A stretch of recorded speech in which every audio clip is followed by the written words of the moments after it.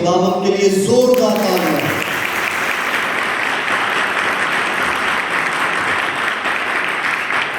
خداوند کا شکر ہو کہ خدا نے ممکن کیا کہ ہم دوبارہ واپس آ کر خداوند خدا کے کلام کی اور آنے والے مہینے میں ان تمام خوشیوں کی اور تمام جو میٹنگز کی جائیں گے پورے ملک میں کیا کر سکیں، مل کر خداوند کی تعریف کر سکیں۔ سو آئیں چند لمحوں کے لیے خدا کے حضور جھکیں، کیونکہ اس کا کلام کیا ہے، ہمارے قدموں کے لیے چراغ، راہ کے لیے روشنی ہے۔ آئیں ہم دعا کریں۔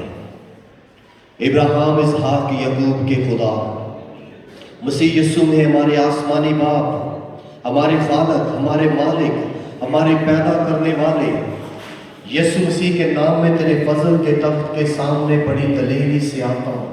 جب ہم تیرے کلام الہی میں سے اپنی روحانی نشو و نما کے لیے پڑھیں، سنیں، سیکھیں تو تیرے پاک روح کی قدرت میں عمل میں لا کر 30 گنا، 60 گنا اور 100 گنا پھل لائیں، اور ہر ایک زندگی جو یہاں پر اور مستقبل میں آن لائن سنے گی، اس پیغام کے وسیلہ سے بڑی برکت دینا۔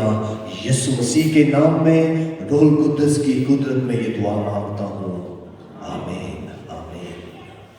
آج ہم کلام خدا میں سے پرانے عہد نامہ میں سے موسیٰ نبی کی زندگی پر غور کریں گے اور اس کے ایمان کو دیکھیں گے کہ اس نے کس طرح یہ عظیم ایمان پایا، کیونکہ ہر ہیرو کے پیچھے کیا ہے، کسی نہ کسی کا ہاتھ ہوتا ہے۔ ایک کہاوت کہی جاتی ہے کہ ہر کامیاب بندہ کے پیچھے یا بندی کے پیچھے کسی نہ کسی کا ہاتھ ہوتا ہے۔ آج ہم موسیٰ کی زندگی پر غور کریں گے، اور آج ہم موسیٰ سے زیادہ اس کے ماں باپ کی زندگی، ان کے ایمان اور ان کی زندگی میں جو خدا کی پہچان پائی جاتی تھی غور کریں گے۔ مجھے پتا آپ سب نے پہلے موسیٰ نبی کی زندگی کے بارے میں سنا ہے، پڑھا ہے اور بہت سے پیغامات سنے ہیں، لیکن آج جن باتوں پر ہم غور کریں گے وہ آپ کے لیے تقویت، روحانی ترقی کا باعث بنے گی۔